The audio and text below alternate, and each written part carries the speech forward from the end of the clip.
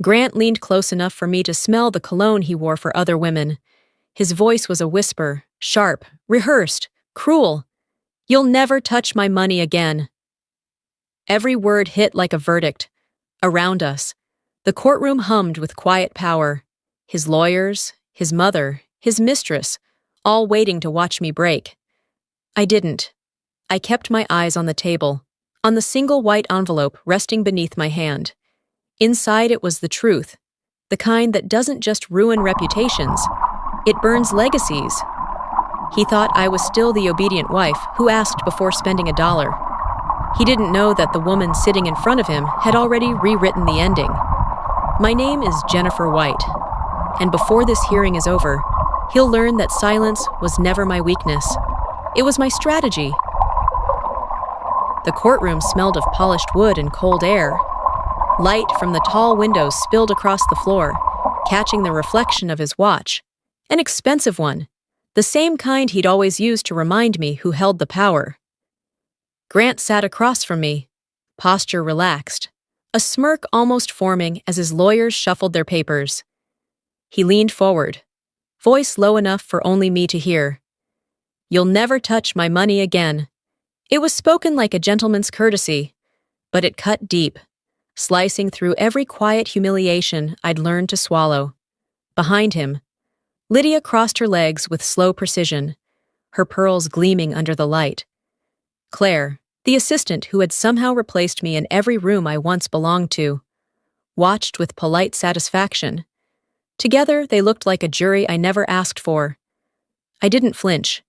My hands rested neatly on my lap, fingers interlaced, the same way they had been during years of pretending everything was fine. But this time, there was no trembling, no fear. The envelope in my purse was heavy, its weight steadier than my heartbeat, when Grant's attorney declared that I had never contributed a cent. The judge's gaze drifted toward me. For a brief second, our eyes met, calm, unbroken. And in that silence, I saw her pause, just long enough to know she sensed it too. Something was coming. For years, I believed my life was the kind most women envied. An elegant home by the Cumberland River, a husband who provided everything, and a sense of security that looked flawless from the outside. I once taught marketing at the University of Tennessee, loved my students, and believed in helping them find their voice. Grant used to call that passion charming, until the day he told me I didn't need it anymore. He said he wanted me to rest. He said I'd earned it. And for a while, I believed him. But rest slowly became confinement. My paycheck disappeared into our joint account. My credit card limits shrank. And every purchase came with a question. Do you really need that? Lydia, his mother, had a way of making her control sound like wisdom. She ran the White Hope Foundation and reminded me often that her son's success was the family's pride. You just need to protect his image, she'd say. That's how a good wife helps her husband. I didn't see the trap forming until it was already shut. I was no longer a woman with a voice, just a reflection of the man I married. It was on my birthday that the illusion finally cracked. Lydia handed me a Target gift card, smiling as if it were generosity. Minutes later, she turned to Claire, Grant's new assistant, and clasped a diamond bracelet around her wrist. The look Grant gave Claire wasn't professional. It was the quiet spark of something that had already begun. The mirror in the dining room caught us all. Lydia glowing with pride, Claire radiant with victory, and me, faded, small, almost invisible. That was the night I understood that perfection in our home was never love. It was control disguised as devotion, and I was done mistaking the two. It started with something simple, a stack of papers left carelessly on the table after he'd fallen asleep. The top page was a bank statement. One number jumped out, a transfer of $180,000 to Haven Sun Holdings in Panama. When I asked about it the next morning, he smiled without looking up from his coffee. It's an investment, he said. You wouldn't understand the paperwork, the same tone he'd used for years when he wanted to make me feel naive. But I understood enough. That afternoon, when he left for work, I photographed every page, the amounts, the signatures, the routing numbers. They told a story he didn't think I could read. When I compared them to the Foundation's tax records online, I found Lydia's name listed as the approving signature.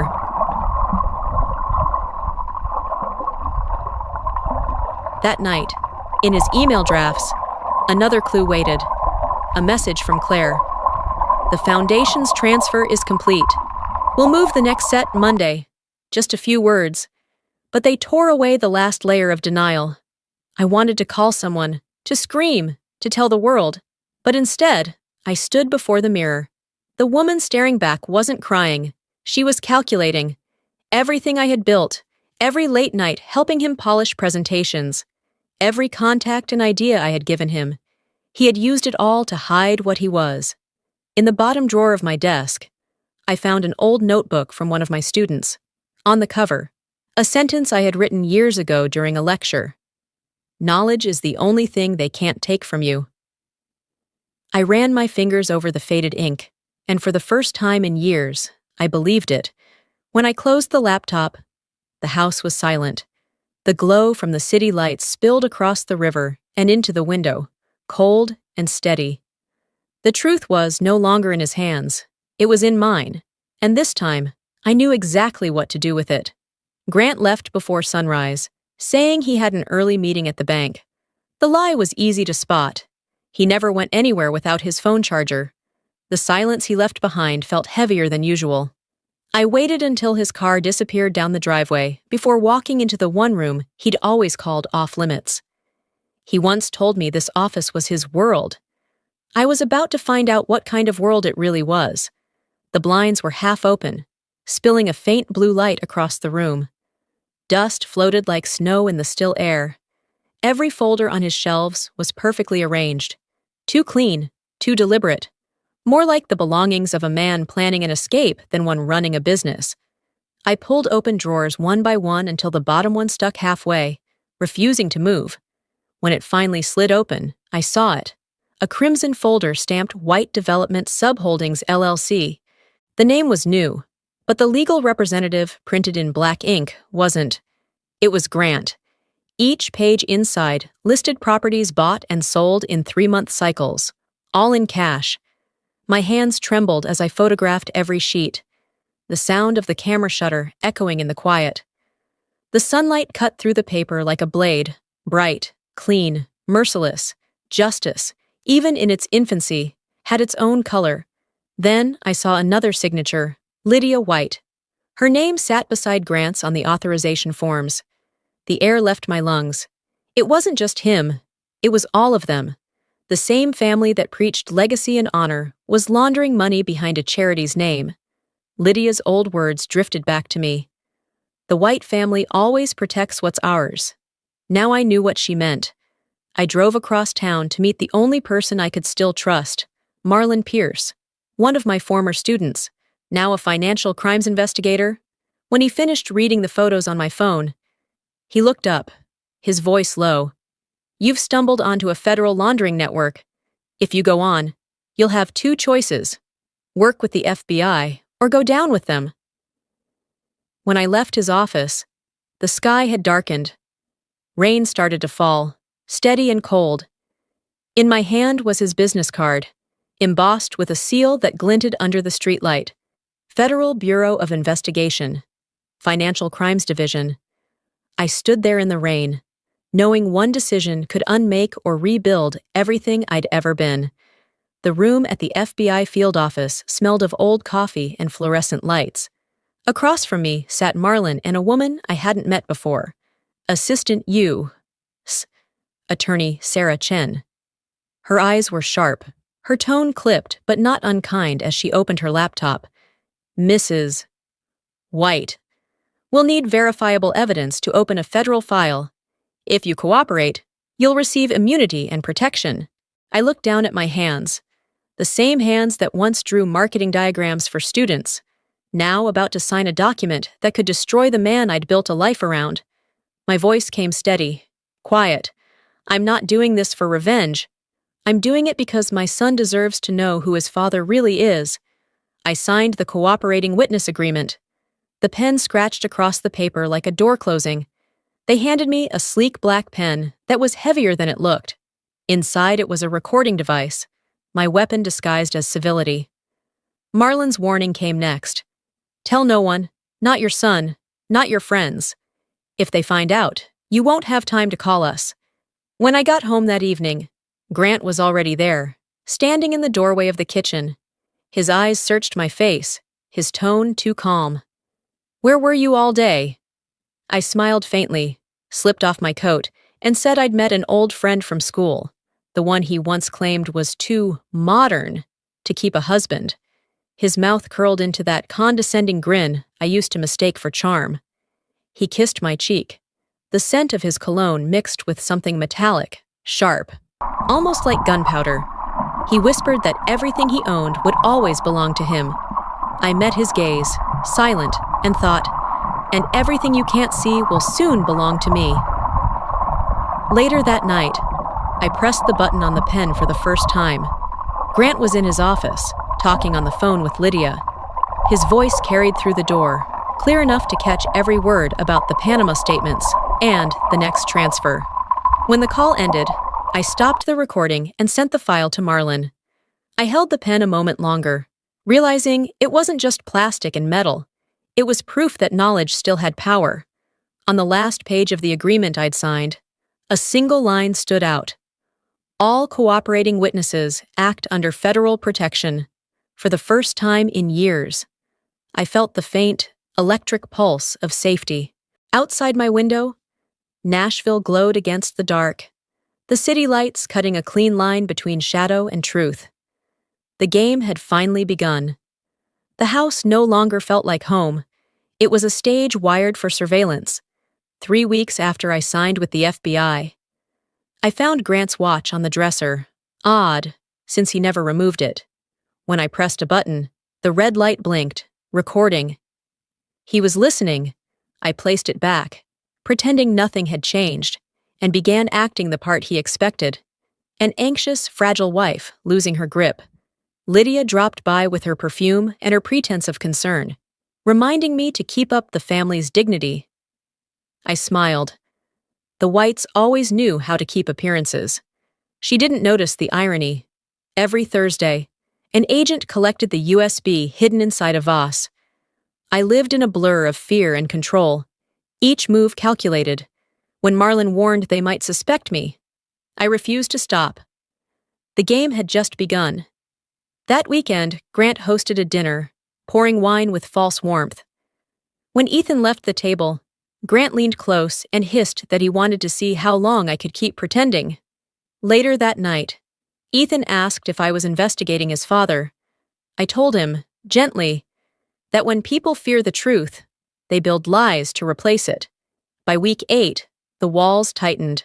Grant cut staff, changed passwords. One morning, I opened an email from Claire. JW Panama transfer confirmation. She'd meant to send it to someone else, another JW, but the attachment revealed every hidden account. I sent it straight to the FBI. At Lydia's reconciliation party, Claire approached, trembling. You read my email, didn't you? I smiled. There are a lot of JWs. Claire, later, from the library. Lydia's voice carried through the walls. If she opens her mouth, I'll handle it. I hit record, sealing the case. That night, a message came from the FBI. Arrest set for the court date. I closed my laptop, watching the city lights cut through the dark. Grant once said I didn't understand the rules. Now, I'd rewritten them. The courtroom was packed that Monday morning, every seat filled with reporters and the polished faces of people who once toasted our marriage. Grant sat in the front row beside 2 lawyers who looked as expensive as his suit, that same confident grin carved into his face. Behind him, Lydia clutched her Hermes bag like a talisman, and Claire sat beside her, poised, still believing in the illusion she'd helped build. I walked in quietly, wearing a simple gray dress and no jewelry. Let them see weakness, I thought. Let them underestimate me one last time. Grant's attorney started first, his tone smooth and rehearsed. Mrs. White has no career, no assets, no contribution to her husband's success. She only wants his money. Each word landed like a deliberate wound, but I stayed still. Then my attorney, Mr. Howell, stood, slowly. He placed a sealed white envelope on the judge's desk. Your Honor, this is a supplemental document submitted by my client, verified by the U.S. Attorney's Office. The room froze. Grant frowned. Lydia leaned forward. Claire stopped breathing. Judge Eleanor Green opened the envelope, reading line by line. Her expression shifted. First confusion, then disbelief.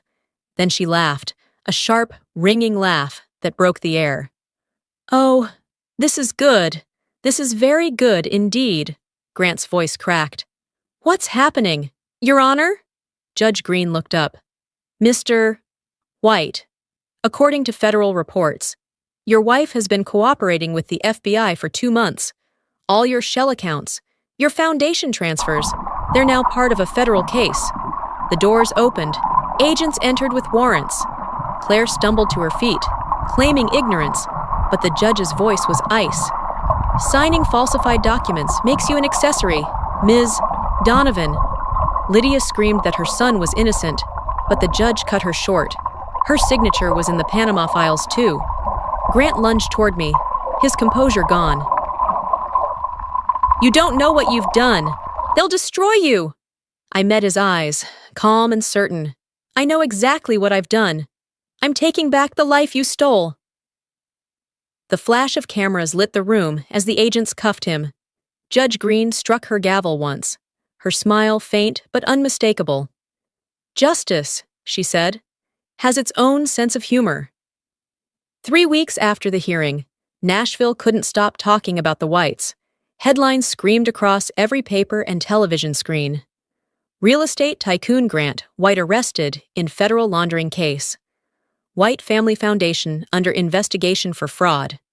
The city that once admired them now treated their name like poison. I watched it unfold from the quiet of the house by the river. The silence felt foreign, almost heavy.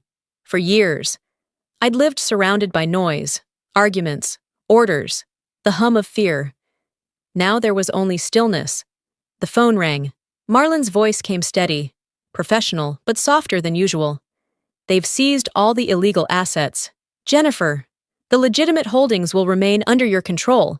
You'll keep what was yours before the laundering began. It was justice written in numbers and signatures. Cold, final, and fair. The ripple spread fast. Lydia was stripped of her position at the foundation she'd built her social identity around. Claire faced 10 years for aiding the fraud she swore she didn't understand. And Grant? He sat in federal custody, awaiting trial. His empire reduced to a case file. That afternoon, Ethan came to see me. His face carried the weight of someone forced to unlearn a lifetime of belief. I thought Dad was right, he said quietly. I thought you just wanted money, but now, I don't know what to think. It's all right, I told him. Your father was a storyteller, but truth doesn't need an audience. It stands on its own. He hesitated, then confessed that Grant had warned him once. If your mother ever turns against me, I'll destroy her. I smiled faintly. He was right about one thing. I had nothing left to lose. That's why I won. I turned off the TV. The last image faded into darkness, leaving only the soft reflection of the river on the window. The wedding photo was gone, replaced by one of Ethan and me, standing by the same water under a brighter sky. 2 days later, a letter arrived from the FBI. Your cooperation prevented a financial collapse in Tennessee's real estate sector for the first time in years. I didn't feel like a survivor. I felt like the story's ending had finally been rewritten. The sun was sinking over the Cumberland, painting the river in soft gold.